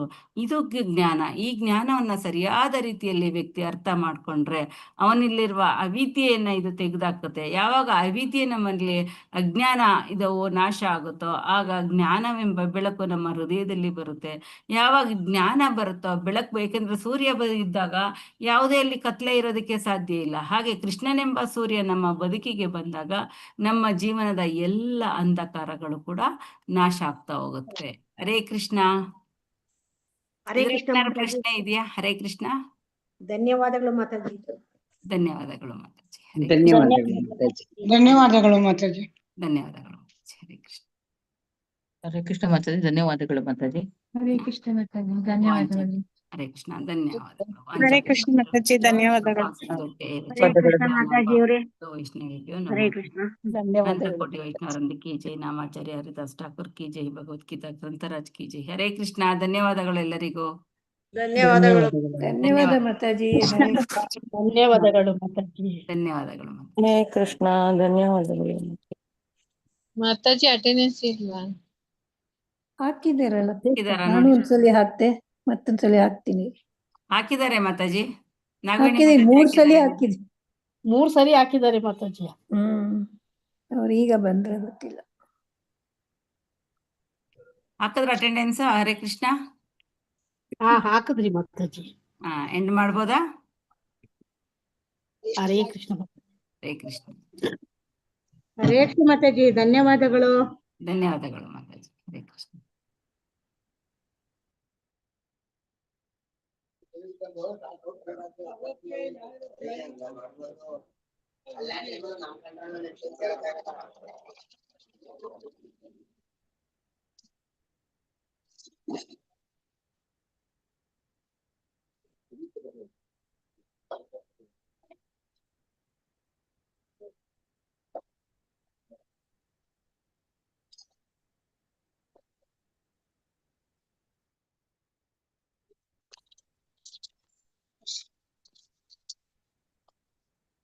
ಹರೇ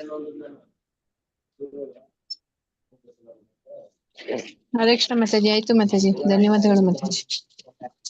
ಹರೇ ಕೃಷ್ಣ ಮಾತಾಜಿ. ಹರೇ ಕೃಷ್ಣ. ಧನ್ಯವಾದಗಳು. ಪ್ರಣಾಮ ಮಾತಾಜಿ.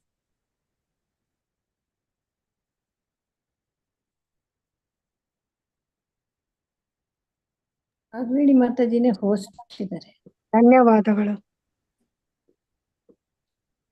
ಎಲ್ಲ ಲೀವ್ ಆಗ್ಬೇಕು.